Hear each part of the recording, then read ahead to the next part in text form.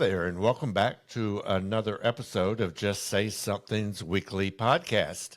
My name is Philip Clark, and I welcome you back for another session. And I'm really excited about who we have with us today because without this partner, we can't do a lot of what we do. And so I would like to introduce everyone to Sergeant Natalie Hill with the Greenville County Sheriff's Office.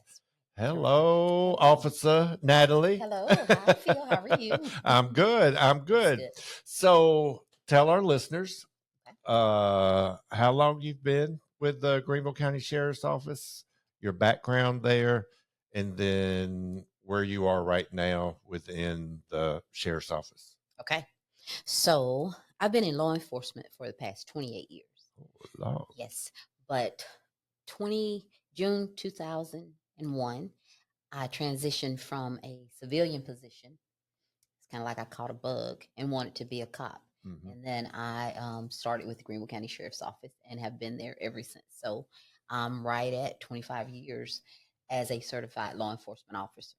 Okay. So working with law enforcement, most agencies, you have to work in uniform patrol when you first start, which means you are the deputy that responds to calls for services. Someone calls 911 or the non-emergency, the deputy that shows up works for uniform patrol.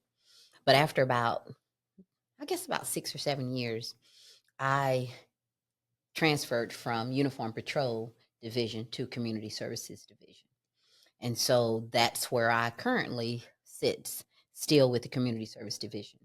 And what we do in the community services division, I'll say what I started off doing was basically prevention on a safety standpoint, to where internet safety for children and adults, church safety, teaching churches how to be safe, to conduct safety teams, active shooter presentations to businesses, churches, schools, teaching people how not to become victims. Okay. And so for the past, over 15 years, that's what I've been doing. But since the past, I'll say 7 years, with the purpose that I'm here today to talk about the substance use disorder. Sheriff Lewis in 2020 determined that we needed to do something more in reference to the prevention side of the substance use disorder, or at that point in time, it was specific to opioids. Right. And so that's where I'm at now, but I have kind of like dual roles. Well, not dual, I have triple roles and then some, but I oversee the opioid program when it comes to the prevention side of it.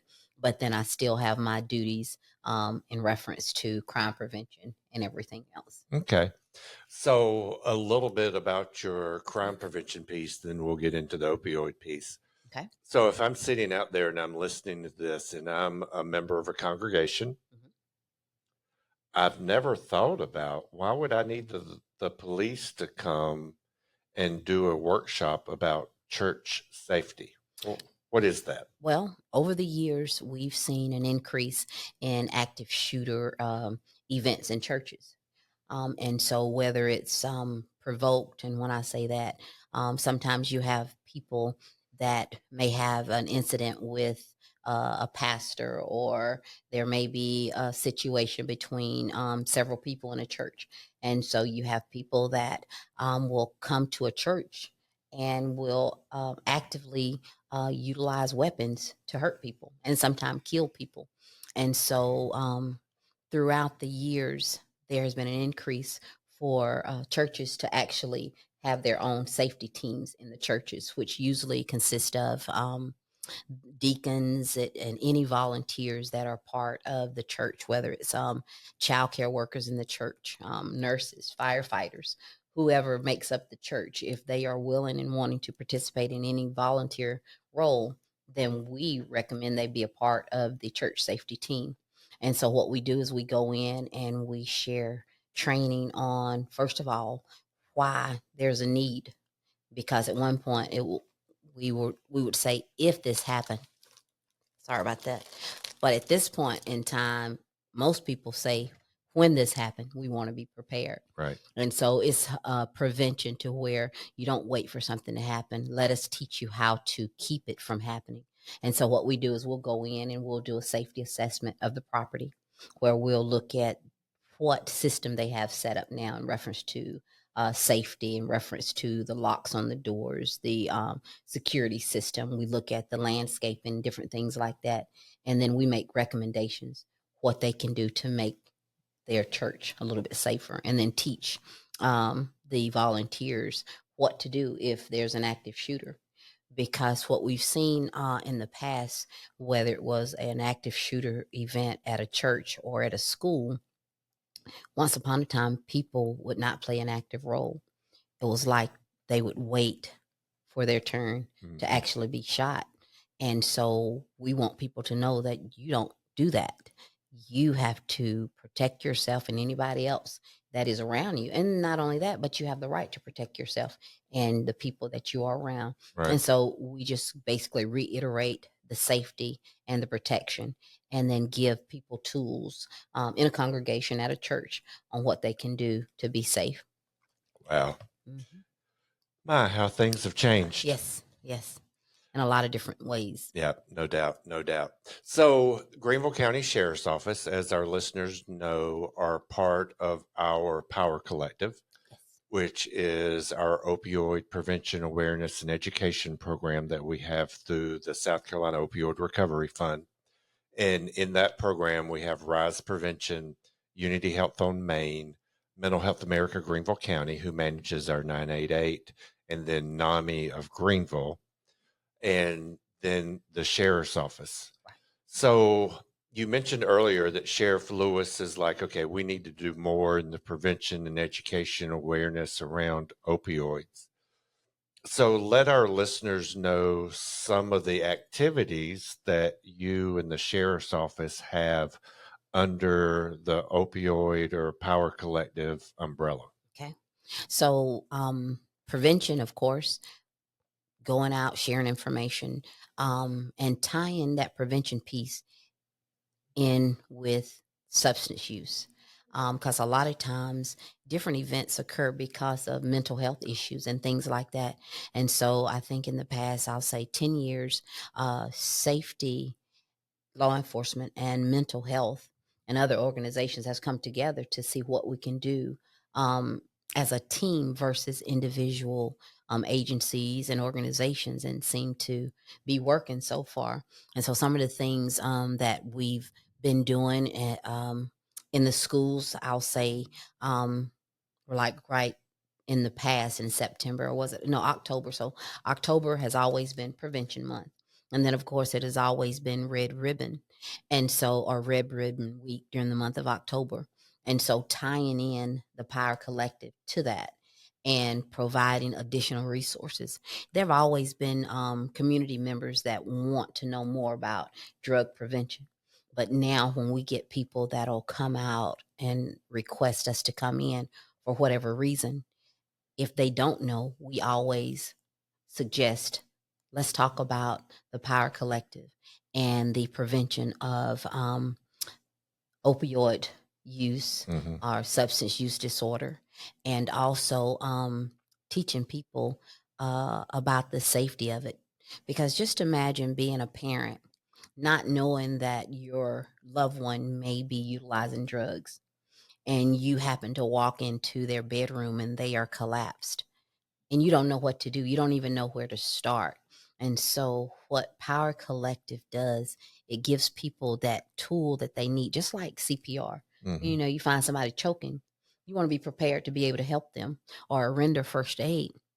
But with substance use disorder and opioids, we want people to have that same empowerment to where if something happens, what are some of the things that I can do?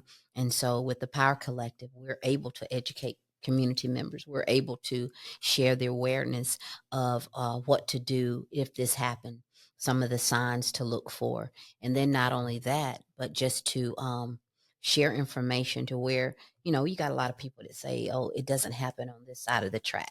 I or was just about to ask yes, you yes, about that. So, absolutely. oh, not our Greenville. Absolutely. Yes. It's So, our Greenville. let our listeners know some about our Greenville. Okay. So our thinking about Greenville County and thinking about substance use and opioids and overdose cases. Um, what is the word I want to use? Discrimination. Overdose cases and drugs does not discriminate. You got your blacks, your whites, your browns. You got your old, your young. You have your middle age. You have your low class, your middle class, your high class. Opioids and substance use disorder does not um, discriminate. And we've seen it on all levels, from the east side to the west side, from the south end to the north side of Greenville. It's all over Greenville, and we see it. And so, there's always some type of what's the word I want to use?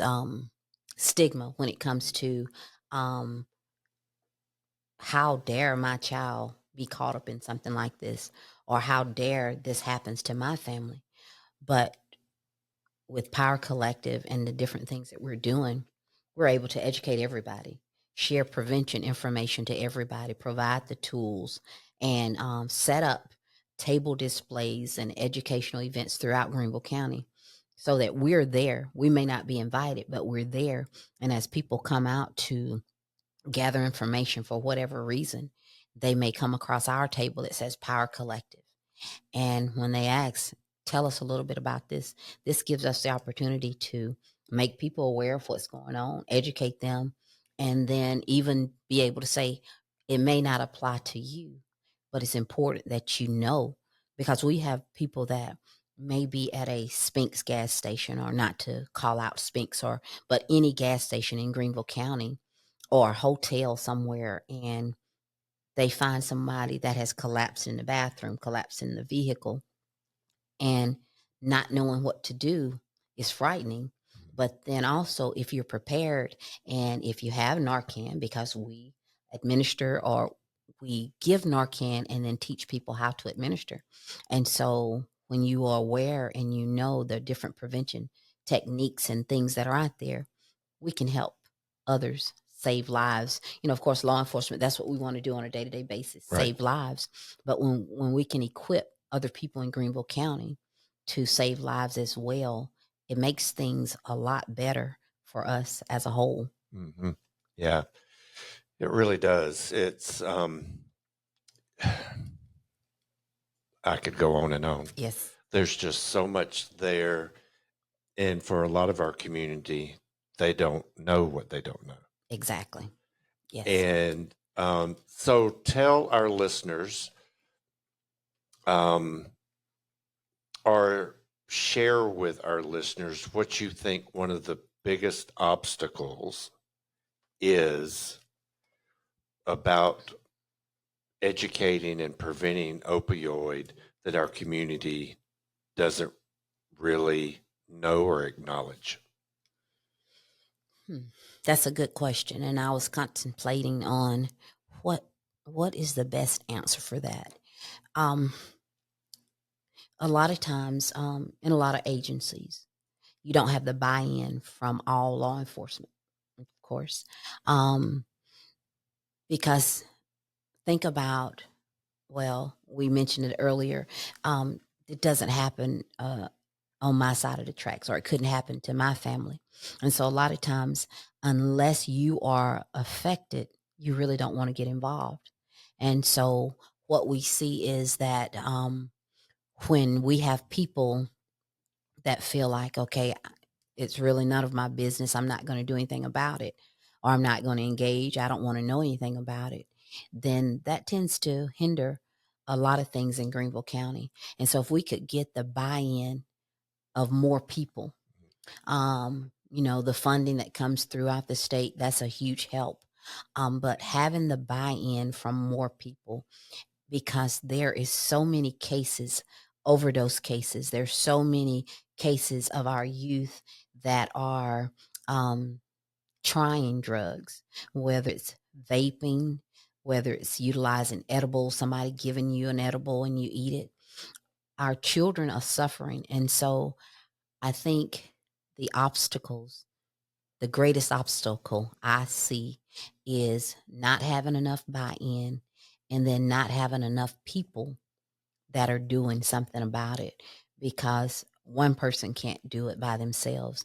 And so that's one of the reasons I greatly appreciate our partnership with Just Say Something and the Power Collective because it allows us to come together, one group for the same purpose, and it makes a difference. But I would say that would be the obstacle, having more people to have a buy in and being willing and able to do something about it. That's great because as we look at the community, you and I know this, um, but I'm willing to bet any room that you're in, any space that you occupy with other people, at least 80% of those people will know of or be related to someone that has died from opioids. Absolutely. And so we all have a part or a piece in this to continue to be able to raise the awareness and prevent because you never know whose life you're going to save just by talking about it. Absolutely. I agree with that. You know, I would like to mention, so every year, we have the National Prevention and Awareness, fentanyl uh, awareness and prevention. Um, and what we do during this time is we invite family members to be a part of this night. And so we invite people in, and what we tell them to do is wear a T-shirt, bring them some type of memorial of your loved one. And it seems like every year that number grows. And we also invite agencies to participate for this evening. And what that does, it allows any family member, whether they have lost their loved one within the past couple of weeks or couple of months, or if they've lost their loved ones in the past year or several years, it brings these families together and allow them to um, grieve with each other because there's a Mhm. lot of grieving. It allows them to educate each other and share the importance of grief counseling, the importance of awareness and prevention. And then it also kind of empowers them again to say, okay, I may have lost my loved one to this, but what can I do to prevent someone else from dying? And so I think as we continue to move forward as the Power Collective, continuing to do things like this and some of the other things that we've done in reference to Fentanyl High, Mhm. allowing more and more community members, and these are free events, more and more community members to be a part so they can learn as much as they can so that we don't have to um, continue to be in those rooms to where they're growing every Right. year. More and more people are dying. Right. So, as you mention events and activities, so as we're starting to bring this to a close, what type of community events or opportunities are out there that the Greenville County Sheriff's Office and Power Collective can be a part of? Okay. So, well, we could be a part of any event. We encourage community members to reach out to us and let us help them when they're planning events.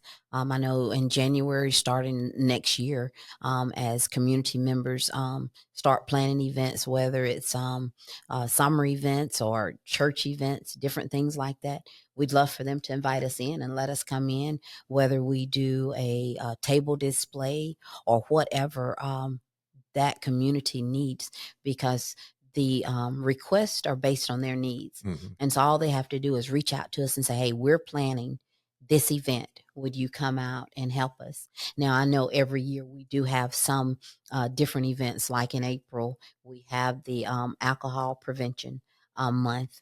And then, of course, going back to October, which is our crime prevention month and Red Ribbon Week. And then going back to August, we have the National Night Out. And so there are a lot of different events that we're already doing. And so we just encourage the community members to reach out to us and let us help them plan their next events and let us be a part.